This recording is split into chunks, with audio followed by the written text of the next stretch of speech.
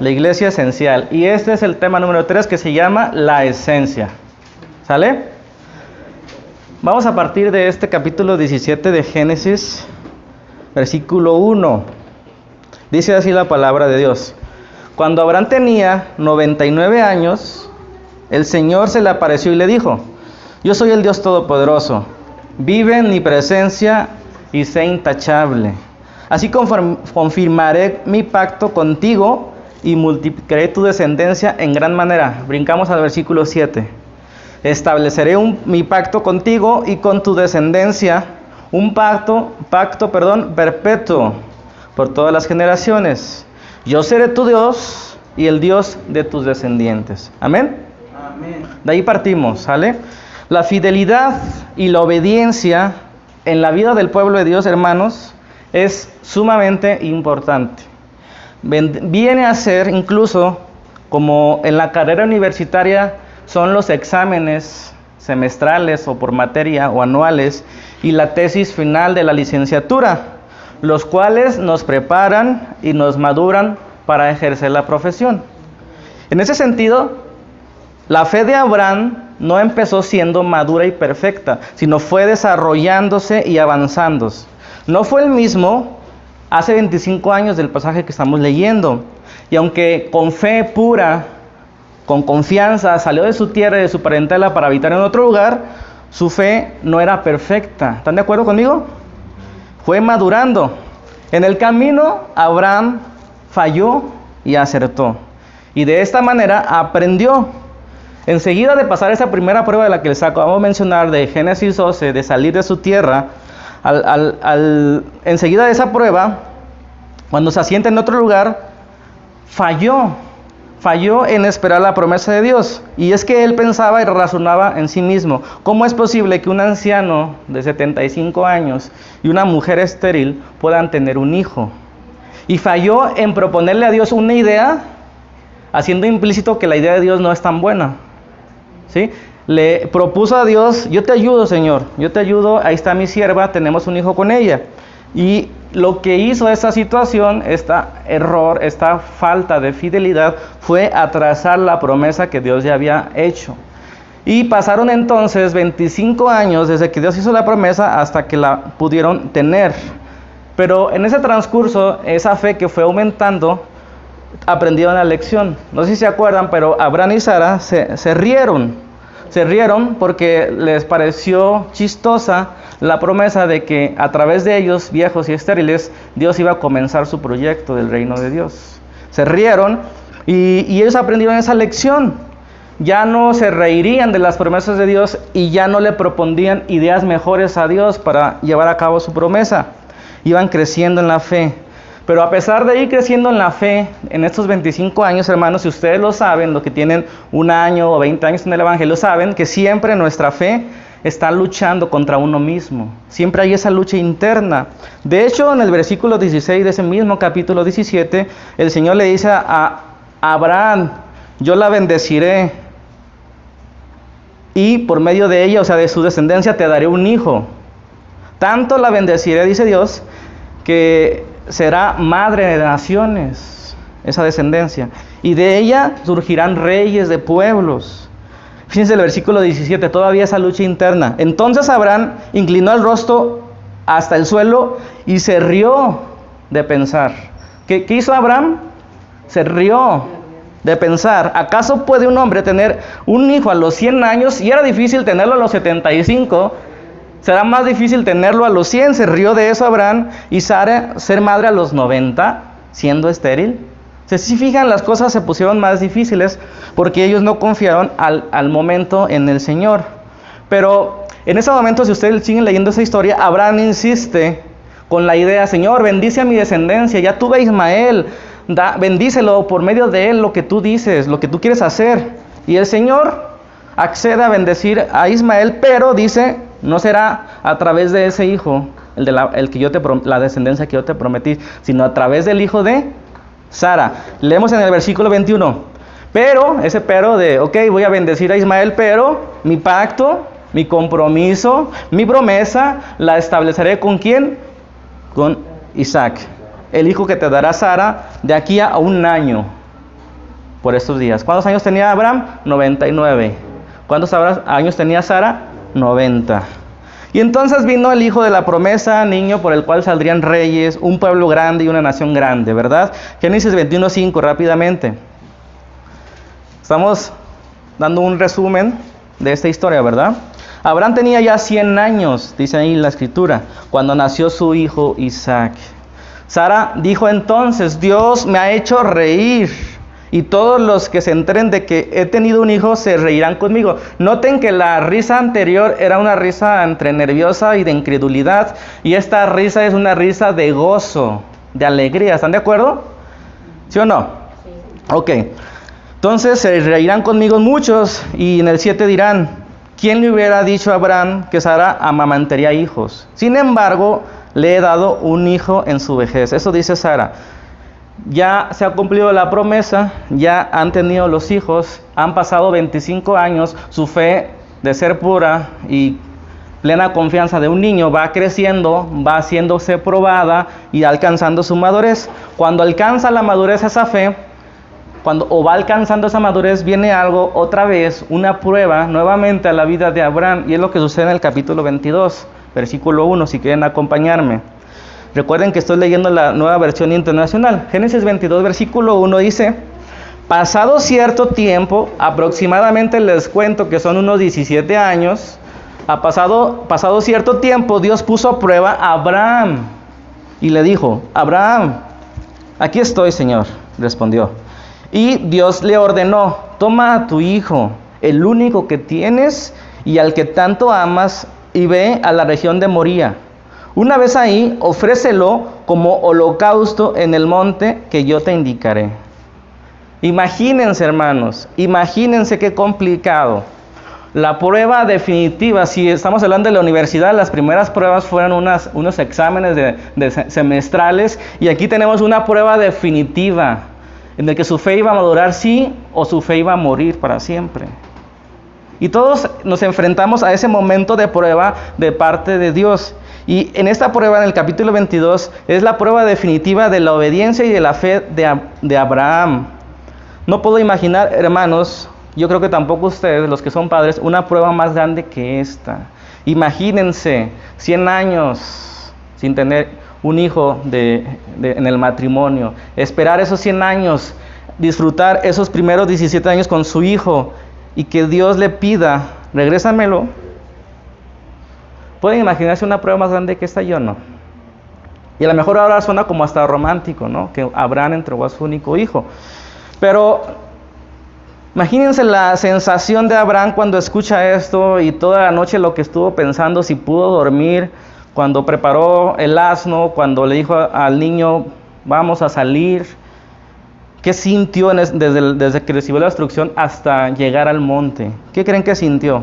La Biblia no lo dice, pero nosotros podemos reflexionar y meditar en qué sucedía en el corazón de Abraham. No es como que sí, el Señor lo va a hacer, ¿no? Hubo duda. La fe, de eso se trata, de considerar todos los recursos que tenemos, lo que vemos y lo que no vemos. Y seguramente Abraham le preguntaba: ¿por qué, Señor? ¿Qué fue lo que falló con nosotros? ¿Fallé yo como padre? ¿Fallé en mi relación contigo? ¿Por qué me pides a mi hijo, al único hijo que me ha dado Sara? Incluso al hijo que tú prometiste, una gran descendencia. No sé si preguntaba a Dios sinceramente, pero el sentimiento ha de haber sido fuerte y profundo, ¿sí o no? Triste. Y esas preguntas, cuando él reflexionaba en esas preguntas que yo estoy imaginando que se hizo, es cuando se acordaba de esa parte de la promesa: por medio de Isaac te daré una descendencia grande. Y ahí fue cuando recibe claridad de parte de Dios, recibe una respuesta de parte de Dios. Tampoco la Biblia dice lo que pasó del versículo ese al siguiente, pero el libro de Hebreos nos da ese destello de lo que Abraham estaba pensando cuando iba en camino a entregar a su único hijo. ¿Qué es lo que estaba pasando? Dice el libro de Hebreos 11:17. Se los leo. Por la fe Abraham, dice el libro de Hebreos, que había recibido las promesas, fue puesto a prueba y ofreció a Isaac. ¿Sí?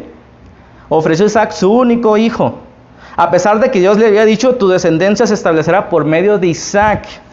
Fíjense lo que dice el 19 y es lo que Abraham estaba pensando y cuestionando y por lo cual tuvo la fe. Dice, Abraham consideraba que Dios tiene poder hasta para resucitar a los muertos.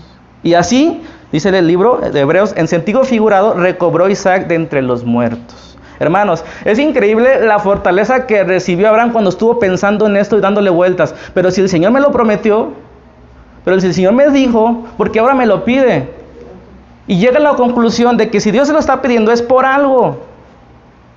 Y llega a la conclusión, yo se lo voy a entregar porque yo sé que Él sí cumple su promesa. Y si Él dijo que a través de Isaac será la descendencia, va a ser a través de Isaac. Y si yo tengo que sacrificarlo y muere, Dios puede levantarlo de los muertos. Y después de esas dudas y esas luchas internas, Adán toma la decisión, voy a entregar a mi único hijo, con todo el dolor de mi corazón. Porque sé que Dios puede levantarlo de los muertos, yo voy a obedecerlo. ¿No es impresionante esa fe? Y es que la fe no es que sea una obediencia inmediata, sino cuando tu confianza empieza a reflexionar en tu debilidad y en la fortaleza de Dios, en lo que Él te ha ordenado y en lo que Él puede hacer a través de tu obediencia. Y es ahí cuando Abraham, imagínense, agarra el cuchillo, amarra al niño y procede a sacrificar. ¿Y qué sucede ahí?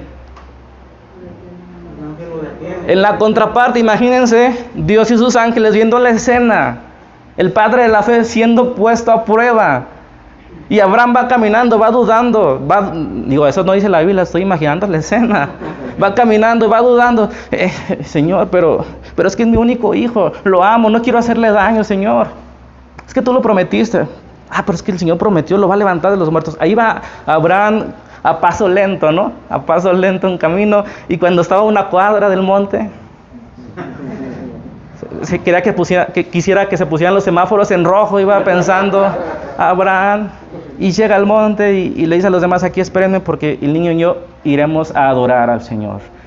A la brevedad regresaremos, dice Abraham. No sabía qué iba a pasar exactamente a Abraham, pero él sabía que iba a regresar con su hijo porque Dios le había prometido eso.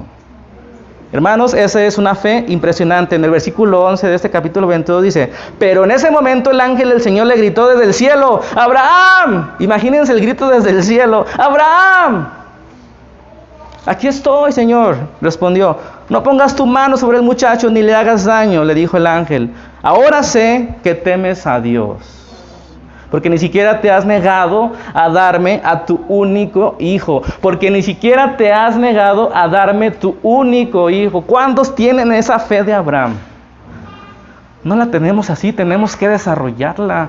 Tiene que ser probada y tenemos que ir caminando a ese monte y fallar y errar y volver a intentarlo. ¿Están de acuerdo? Versículo 15. El ángel del Señor llamó a Abraham por segunda vez desde el cielo y le dijo, ¿cómo has hecho esto? Escuchen bien, hermanos. ¿Cómo has hecho esto? ¿Qué hizo? Obedeció. Salió de su casa desde temprano, se llevó a su hijo, se llevó la leña, agarró el cuchillo, lo iba a hacer. Por cuanto has hecho esto y no me has negado a tu único hijo, fíjense la palabra del Señor, juro por mí mismo. Qué impresionante que Dios jure por sí mismo, porque no hay otra cosa más grande por cual puede jurar. Juro por mí mismo que te bendeciré en gran manera y multiplicaré tu descendencia como las estrellas del cielo y como la arena del mar. Además, tus descendientes conquistarán las ciudades de sus enemigos. Puesto que me has obedecido, termino con el versículo 18, puesto que me has obedecido y solo porque me has obedecido, todas las naciones del mundo serán bendecidas por medio de tu descendencia. ¿No es impresionante esto? Es un espectáculo lo que ha pasado aquí. La fidelidad, hermanos, la fe solo tiene sentido en un contexto de relación, en un contexto de compromiso, en un contexto donde pueda existir la fidelidad y la infidelidad. La obediencia solo tiene razón de ser cuando es motivada por una misión dada. Y es aquí donde aprendimos las 2 semanas anteriores que se encuentran el prototipo de la iglesia y el ADN de la iglesia esencial, en una relación de amor y en una misión de bendecir a todos. Amén.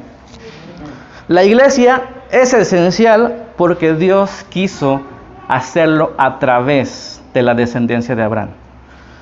La iglesia no puede crear bendición, pero sí puede transmitirla. No fue el hombre, no fue Abraham en este caso que le propuso a Dios, Dios, úsame a mí para bendecir a las naciones. No, fue Dios quien escogió a Abraham y a su descendencia para bendecir a todas las naciones. Y la forma en la que Dios va a bendecir a todos, porque es su naturaleza de ser de Dios, es a través de ti, Abraham, a través de tus descendientes. Hermanos, no que la iglesia tenga las fuerzas y las capacidades para traer bendición, sino que a través de la fidelidad y la obediencia participamos en el gran proyecto de Dios, del reino de Dios. Somos usados por Dios. Pero sin fe, dice el libro de Hebreos, es imposible agradar a Dios. Y sin obediencia es imposible distribuir la bendición. ¿Y a qué somos llamados? A bendecir. Entonces, hasta el momento ha quedado algo claro. En la fase 0, en el prototipo de la iglesia, en Adán encontramos ese prototipo, ese primer modelo. ¿Cuál modelo? De una relación entre Dios y su creación. A esa conclusión estamos llegando. Que existe un modelo de relación entre Dios y su creación, y ese modelo inicial lo encontramos en Adán. ¿Y por qué Dios se relaciona con la humanidad? Porque Dios está interesado en bendecir a la humanidad. Amén. Y la fase 1 de este proyecto de Dios lo encontramos en Abraham. Y en Abraham encontramos el ADN de la iglesia que vimos la semana pasada. ¿Qué es el ADN? Una información genética que se va transmitiendo de generación a generación. Una información que hace a una especie diferente a otras. Y llegamos a esa conclusión la semana pasada, es que esa generación o esa simiente, hermanos, que fue transmitiendo la fe de Abel, a Set, a Enoc, a Noé, a Abraham, ahí encontramos el ADN, ¿sí o no? ¿Qué es el ADN? La fidelidad y la obediencia. No existe, nosotros no somos diferentes a los demás y nosotros no nos caracterizamos por ser fieles a Dios y por obedecer a Dios. ¿Sí están de acuerdo conmigo? Sí. Seremos de otra especie, pero no de la especie de los creyentes de la fe de Abraham. ¿Amén? Entonces, si en la fase 0, si se dan cuenta, Dios escogió al hombre, o cuando digo hombre, me refiero a mujer y varón. ¿Están de acuerdo? Ese es el concepto. Cuando Dios escoge al hombre para bendecir a todos los hombres, vemos esa relación entre Adán y Dios. Un hombre, una pareja, ¿sí? Y en la fase 1, con Abraham, vemos ya una familia, esposa, esposo e hijos y descendientes. ¿Están de acuerdo? ¿Cuál sería la fase 2 a la que estamos pasando de este proyecto del reino de Dios? Primero fue ante un hombre y una mujer, después fue por una familia y ahora viene por medio de una nación. ¿Sí o no? ¿Se van siguiendo la línea? ¿Sí o no? Se están durmiendo, se me hace que nos salimos mejor. ¿Está haciendo calor? Poquito, ¿verdad? Ok. Entonces, hermanos, a través de Abraham Dios formaría una nación grande, fue parte de la promesa, ¿sí o no? Ya era una familia, ya habían pasado la prueba de la fe que Dios trajo y continuamos a la siguiente fase. ¿Cuál es la siguiente fase? La formación del pueblo de Dios. Acuérdense que estamos descubriendo qué es la iglesia. Y hasta este momento no hemos leído una definición todavía. Hemos investigado a través de las escrituras qué es la iglesia. Entonces, lo que hemos llegado a la conclusión hasta este momento es que la iglesia, en primer lugar, tiene una relación especial con el Creador. Y tiene una relación especial para tener también una misión particular. Eso está claro. Entonces, bueno, continuamos la historia. ¿Qué pasó después de Isaac? Isaac, el hijo de Abraham, cuando ya estaba anciano, creció, tuvo 2 hijos mellizos, se saben el nombre, Esaú y Jacob. Hubo ahí una lucha desde el vientre, pero Dios escogió a Jacob, un tema de otra predicación. El Señor le cambia el nombre a Jacob en una lucha, ¿verdad? O una prueba que tuvo con Dios ahí Jacob, y le cambia el nombre. ¿Se acuerdan cuál fue el nombre de Jacob? Israel. Nombre que tomaría el pueblo de Dios. Entonces, vamos fase 1 Adán, fase 0 Adán, fase 1 Abraham, fase 2 Israel. el pueblo de Dios. ¿Sale? Israel o Jacob tuvo 12 hijos y una hija, ¿saben la historia? Los 12 varones se organizaría su pueblo mediante tribus, ¿verdad? Esos 12 varones armaría cada uno una tribu que nosotros conocemos como las tribus de Israel.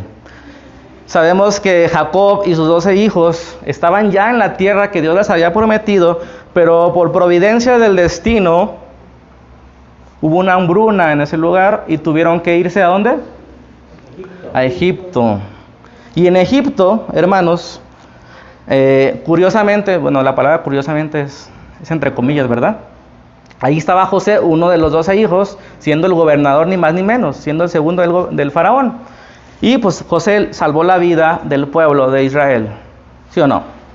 Entonces ellos se quedaron a vivir en Egipto un tiempo, hasta que un rey que no conoció a este José, empezó a preocuparse por los israelitas porque eran muchos y eran prósperos. ¿Y qué empezó a hacer este faraón? Pues presionarlos y oprimirlos con el trabajo, ¿no?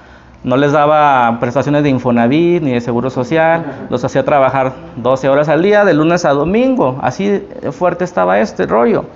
Y bueno, el pueblo comenzó a clamar al Señor y en ese clamor, ustedes pueden abrir el libro de Éxodo, los primeros 3 capítulos, y Dios escucha ese clamor y levanta un libertador que llamamos Moisés.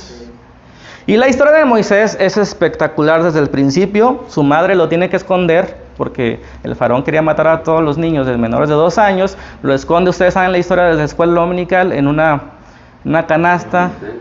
La lleva por todo el río, su hermana la está cuidando y llega a las manos de la hija del faraón, que le da buena alimentación y buenos estudios. Y buena educación, porque su mamá al final sí crió a Moisés, su mamá de natural. Esto es una historia espectacular. Entonces Moisés crece y se da cuenta que el faraón oprime a sus hermanos israelitas, se enoja y al igual que Abraham quiere ayudarle al Señor, ¿no? Voy a liberar a mi pueblo y voy a matar a los egipcios. Mató uno y ¿qué sucedió? Tuvo que huir. A los 40 años Abraham tiene que huir y se refugia en el desierto. ¿Sí o no? Nuevamente, hermanos, como en el caso del anciano Abraham, parece imposible que un hombre como Moisés, después de haber sido un asesino, de haber huido al desierto por 40 años, teniendo 80 años ya, sea el encargado de sacar al pueblo de Dios del imperio más poderoso de ese tiempo. Suena otra vez imposible. Y aquí vemos, como nunca antes, hasta este momento, cómo el poder de Dios se extiende con brazo fuerte mediante las 10 plagas que ustedes conocen, y que al final el faraón tiene que dejar ir al pueblo de Israel, ¿verdad? Lo estoy resumiendo en los primeros 20 capítulos del libro de Éxodo. Entonces, todo este contexto es importante que yo se los platique para que entendamos lo que vamos a leer a continuación. Pero antes de leer, vamos definiendo poco a poco, acercándonos a una definición de qué es la iglesia. ¿Qué es la iglesia? Y bueno, podemos ir resumiendo a esas alturas que la iglesia es un pueblo que tiene una relación especial con el Creador. Lo podemos ver en Abraham, lo podemos ver en Adán. Una relación de cercanía, una relación estrecha, una relación donde se pueden escuchar ambas partes. ¿Están de acuerdo? Y ya con el libro de Éxodo también podemos decir que el pueblo, la iglesia es un pueblo redimido de la esclavitud. Y la palabra redimido es muy interesante, que no la vamos a ver hoy, pero ustedes la conocen. La palabra redimido se da en el contexto del mercado de esclavos. Antes había un mercado de esclavos, ¿sale? En el que llegaba alguien y podía rescatar a un esclavo para llevárselo a su hacienda y que trabajara de esclavo, está bien. Pero lo redimía mediante, creo que eran 20 monedas de plata, ¿no? Se pagaba y ese pago se le considera redimir. ¿Queda claro? Entonces hubo un pago para que el esclavo fuera liberado, ¿sí o no? Pero en el caso del pueblo de Dios, bueno, repito, es un pueblo redimido de la esclavitud con el propósito de darles una nueva vocación. No el de esclavos, sino el de reyes. No el de gente común o profana, sino el de sacerdotes. Y eso lo vamos a leer en un momento. Pero estamos llegando a una definición más o menos ya robusta. Ok. Entonces, fíjense cómo el pueblo de Dios es comprado para Dios, para librarlo de una esclavitud, acercarlo a tener una relación especial y también para tener una vocación. ¿Qué es una vocación? Un oficio. Algo que hacer dentro del proyecto de Dios. ¿Están de acuerdo? Entonces el Señor nos saca de la esclavitud con una finalidad, de que dejemos de ser esclavos y seamos un reino de reyes y sacerdotes. Eso es lo que dice y lo vamos a leer en Éxodo 19:4. Y este capítulo 19:4, hermanos, es uno de los textos más importantes de todo el Pentateuco, de los primeros 5 libros de la Biblia. ¿Vale? Así como Génesis 12 es el capítulo principal de Génesis, este es uno de los capítulos principales de todos los primeros 5 libros. Éxodo 19:4, ¿ya estamos ahí? Fíjense, ya les conté más o menos la historia para que no nos salgamos del contexto, ¿no? El Señor les está hablando ya al pueblo que fue sacado de esclavitud y está fuera de Egipto, ¿no? Y fíjense lo que les dice: ustedes son testigos de lo que hice con Egipto y de que los he traído hacia mí sobre alas de águila. Escuchen bien el 5. Si ahora ustedes me son del todo obedientes y cumplen mi pacto, serán mi propiedad exclusiva entre todas las naciones. Repito, pero solo si son obedientes y si cumplen mi pacto. Entonces, si yo soy obediente y cumplo el pacto, seré propiedad exclusiva del Señor. Y esa palabra en el original hebreo, hermanos, propiedad exclusiva, se refería al tesoro personal del rey, al tesoro más valioso del rey. El rey en aquellos tiempos era dueño de todo, de todas las personas de la ciudad. El rey podía quitarle a los pobres sus pocas vacas. El rey era el dueño de todo. Pero el rey tenía un tesoro especial en su palacio. Entonces esa palabra la usa Dios para referirse a nosotros. Ustedes serán mi tesoro especial o mi tesoro personal. Serán propiedad exclusiva de entre todas las naciones. Escuchen bien, aunque toda la tierra me pertenece, dice el Señor, ustedes serán para mí un reino de sacerdotes y una nación santa. Hermanos, aquí es un texto demasiado fuerte, ¿sale? Espero poder expresárselos para encaminarme al final de este sermón. Había ciertas cosas que se cumplían en Israel y no en otros pueblos. Dios usa una relación especial, por eso la definición de iglesia es un pueblo que tiene una relación especial con el Creador, ¿sí o no? Se les exigía mucho a ellos, de manera que no se les exige a los otros pueblos. ¿Están de acuerdo con eso? Se nos exige más a nosotros como creyentes que a los no creyentes. Nuestro privilegio es grande, pero más grande es nuestra responsabilidad en la práctica. ¿Ok? Entonces, aquí quiero conectar la analogía del día de hoy. ¿Cuál es la analogía? ¿Cuál es el título de hoy? La esencia. ¿Ok? Entonces, comencemos definiendo lo que significa esencia. ¿Han escuchado esta palabra? La esencia. ¿Sí o no? Bueno, la esencia es aquello invariable y permanente que constituye la naturaleza de las cosas. Si algo varía de las cosas, dejan de ser. La esencia es lo que hace que un ser o un objeto sea lo que es. ¿Sí quedó claro? Lo que permanece siempre en ese objeto es su esencia. En las cosas y en las personas pueden venir cambios superficiales y profundos dentro del mismo objeto de la persona. Pero esos cambios no pueden modificar la esencia de lo que es ese objeto. Pensemos en un plato de plástico. Pueden venir rayaduras, se puede quemar, pero siempre será un plato de plástico. La esencia de ese objeto es ser de plástico y con una función particular. Entonces la esencia es lo que nunca cambia a pesar de los accidentes o del tiempo. Es lo que permanece como característica de cada cosa. ¿Queda claro eso? Entonces vayan pensando qué característica o qué permanece siempre en la función o en la naturaleza de lo que es la iglesia. Por eso estamos yendo hacia atrás, ¿verdad? Podemos empezar en el Nuevo Testamento y más sencillo, pero yo quiero que no perdamos de vista nada, que entendamos cuál es la naturaleza exacta de la iglesia, que a pesar del tiempo, pues desde Abraham ya ha pasado bastantes años, ¿no? Y la cultura ha cambiado bastante. ¿Qué es lo que debe permanecer en nosotros para seguir llamándonos la iglesia de Dios o el pueblo de Dios? En la química, esta palabra esencia o la esencia es la sustancia química que contiene la concentración de cada solución. Les explico. En un perfume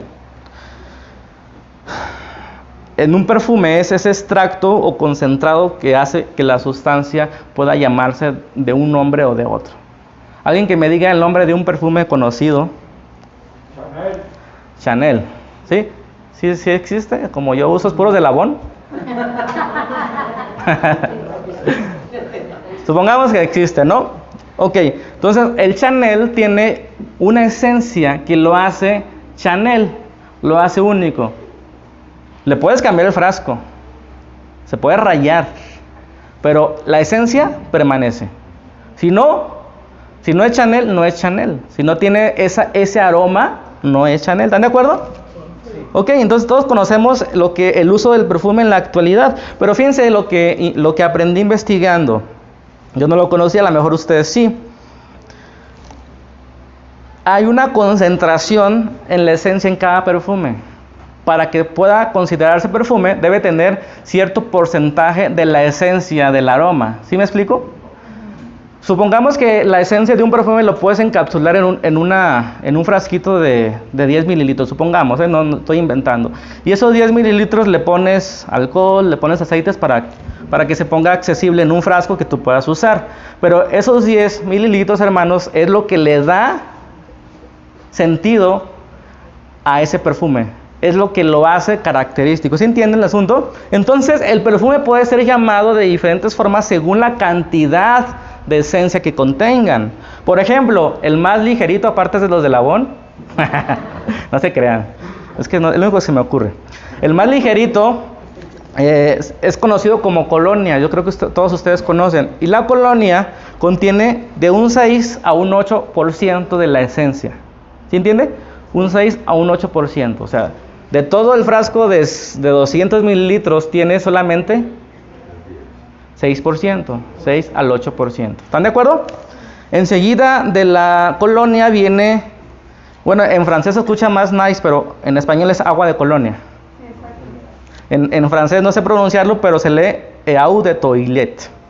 ¿Sí o no? Toilette, ¿sale? Eso es agua de colonia que contiene del 8 al 15% de la esencia. ¿Vamos entendiendo? Entonces lo más barato es una colonia y después sigue un agua de colonia. Enseguida del agua de colonia ya viene el agua de perfume o eau de parfum, no sé pronunciar, que va del 16 al 18% de la esencia. Va creciendo, obviamente se va haciendo más, huele mejor, huele más profundo y se fija mejor a la mejor, ¿sale? Pero el perfume solo se considera perfume cuando contiene del 20 al 30% de dicha esencia. ¿Queda claro? Cuando un perfume se considera perfume, cuando contiene el 30% de toda la mezcla, la solución de la llamada esencia. Y hay marcas y hay productos que todavía venden un perfume más concentrado, que ya va del 30 al 40 o al 50% de lo que es en sí la aroma. ¿Están de acuerdo? Entonces podemos entender, hermanos, que según la cantidad de esencia es la duración y el efecto de dicha diseño del perfume, ¿no? Vamos a llamarle diseño del perfume. Entonces cada perfume que se diseña tiene una esencia que no puede cambiar. ¿Están de acuerdo? No puede cambiar. El perfume, en cambio, solo es perfume cuando se cumple la presencia del 20 o 30% de la esencia. ¿Sumamente claro queda la analogía? Ok. Entonces, hagamos una reflexión para encaminarnos al final y conectarla con la definición o con lo que queremos descubrir de la iglesia. Por ejemplo, los perfumes que contienen el 5, bueno, si la cajita dice perfume, pero si en la realidad tiene el 5% de la esencia, yo pregunto, ¿es un perfume? ¿Qué es? Una colonia, ¿verdad? Entonces, en el mejor de los casos es una colonia, o en el peor de los casos es algo pirata, ¿sí? Que venden por ahí por algunas partes, ¿no? ¿Qué consiste esa piratería? En engañarnos, porque no es el 20 o el 30% de la esencia, a lo mejor le ponen el 15 o algo así. Bueno, en este sentido, mis hermanos, ¿qué es la iglesia? Que no tiene presencia de su esencia, ni un 10%, es una colonia de iglesia, ¿no? Es una iglesia pirata. Una iglesia colonial. La iglesia que no tiene en su esencia ese 30%, ese 20% de su esencia, no puede ser considerada iglesia. Yo sé que es muy difícil de trasladar la analogía, pero dame paciencia, vamos terminando. Es por eso que yo insisto que tenemos que retener la esencia de nuestra razón de ser. Que a pesar de los cambios y el tiempo y las culturas, tenemos una esencia, hermanos, que no puede cambiar. Si no, no tenemos derecho de llamarnos iglesia. ¿Están de acuerdo? Y tristemente, en el mejor de los casos, hemos construido una iglesia colonial, una colonia, cuando solamente el 6% de nuestros productos tienen la esencia de lo que es la iglesia. Y en el peor de los casos, hemos convertido una iglesia pirata.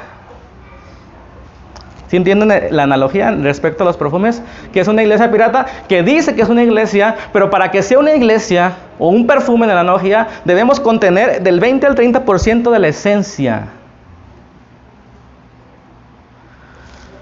¿Vamos bien? Ya estoy terminando. El perfume, recapitulando, es una mezcla de ciertos aromas que un diseñador lo elabora, ¿sí? Carolina Herrera y varios, ¿no? Y el autor del perfume busca que otras personas lo consuman. Y para esto él tiene que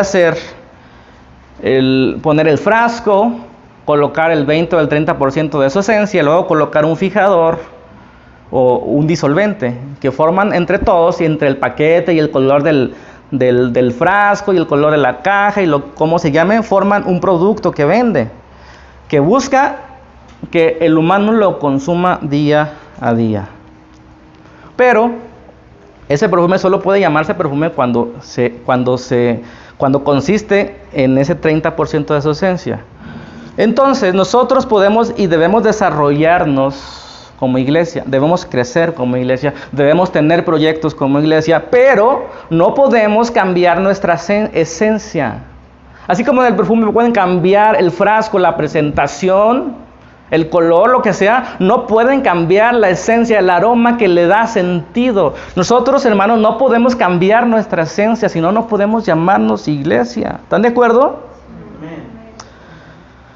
Porque somos parte, hermanos, de un gran proyecto que ya ha estado diseñado desde antes de la fundación del mundo y que no puede ser mejorado. El reino de Dios ya está corriendo y nosotros somos parte de ese reino. ¿Qué hay que hacer? Tenemos una vocación en él. Vuelvo a leer Éxodo 19:5. Si ahora ustedes me son del todo obedientes y cumplen mi pacto, serán mi propiedad exclusiva entre todas las naciones. Aunque toda la tierra me pertenece, ustedes serán para mí un reino de sacerdotes y una nación santa. Resalto, si cumplen mi pacto, serán mi propiedad exclusiva, mi tesoro. Y serán una nación santa y un real sacerdocio. Hermanos, Pedro lo dijo de esta forma, en 1 Pedro 2:9. Mas vosotros sois linaje escogido, real sacerdocio, nación santa, pueblo adquirido por Dios, para y con la finalidad de que anuncien las virtudes de aquel que nos llamó de las tinieblas a la luz. Ahí está una definición de iglesia bíblica. 1 de Pedro 2:9. Ustedes son nación santa, linaje escogido, real sacerdocio, pueblo adquirido por Dios con una razón de ser, para que anuncien las virtudes, para que esparzan la bendición de aquel que los llamó de las tinieblas a su luz admirable. Hermanos, el reino de sacerdotes son dos vocaciones en una, un rey y un sacerdote. Un pueblo dirigido por reyes y sacerdotes es lo que Dios pensó para Israel y es lo que vamos a empezar a ver la semana que viene. Pero quiero terminar con esto. Fíjense la conexión tan interesante del perfume con esta parte. El perfume, como vimos, es una esencia de una mezcla aromática que hoy se utiliza para fines cosméticos o de aseo, ¿no? Oler bien. Y en la antigüedad el perfume se usaba para aseo ordinario, como una señal de amistad, para medicación o para honras funerarias. Pero vamos a ver más adelante, y no quiero leérselo ahorita para no agarrar más tiempo, que Dios estableció el uso del perfume con un uso de consagración. Propuso la utilización del perfume para consagrarse a sí mismo, sea una persona, sea un pueblo, sean objetos. Y a esta acción de derramar perfume con la finalidad de consagrar, hermanos, se llama unción o ungir. ¿Vamos entendiendo la relación?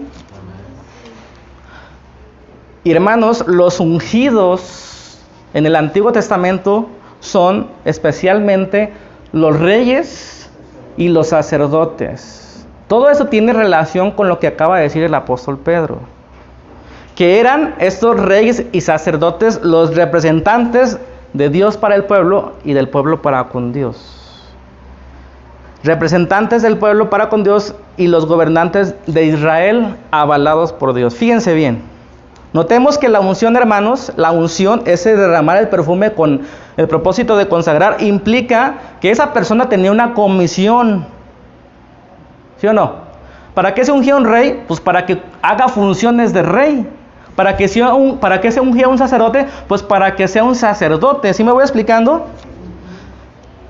De todo esto, hermanos, lo más interesante es que la palabra unción o la palabra ungido es una transliteración de lo que significa Cristo, de lo que es Cristo. ¿Qué es Cristo? El ungido en español, en hebreo el Mesías.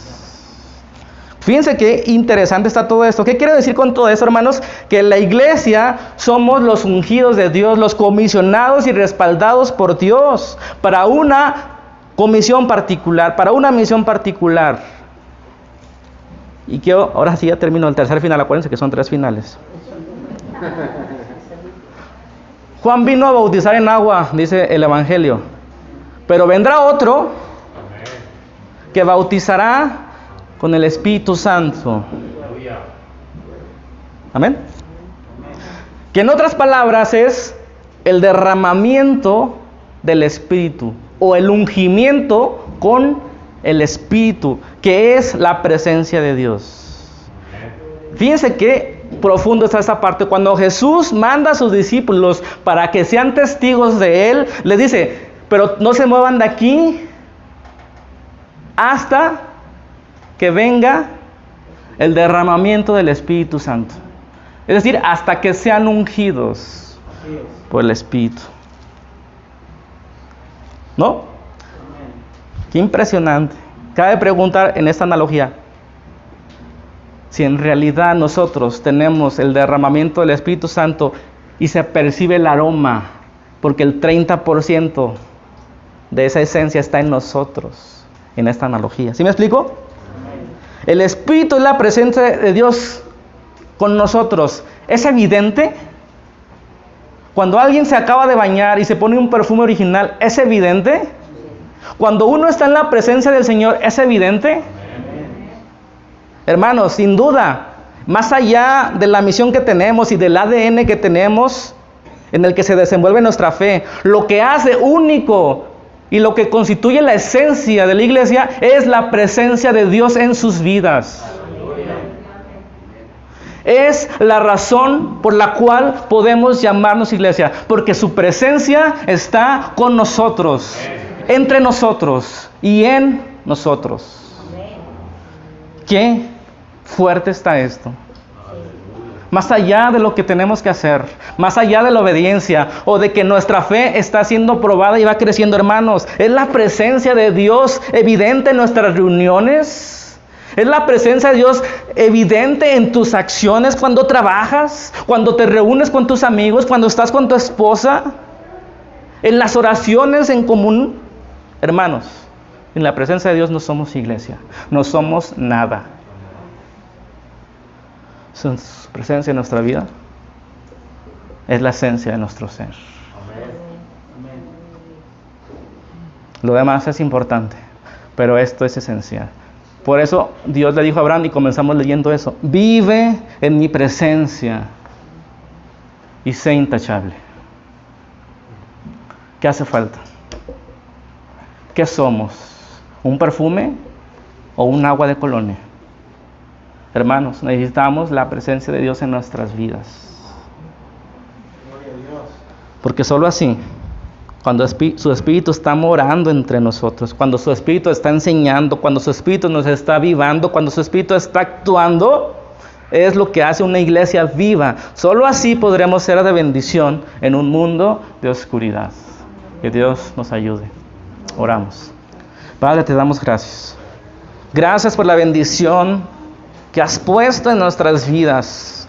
Has puesto ni más ni menos que tu presencia, que constituye la esencia por la cual nos movemos, por la cual somos, por la cual nos da sentido las reuniones que tenemos, con lo cual nos da sentido a la vida en la que vivimos. Señor, ayúdanos a representar esa fragancia que sea evidente en nuestras vidas, como alguien que se acaba de asear y se acaba de colocar un perfume original. Señor, que nuestra vida huela tu presencia. Que tu Espíritu esté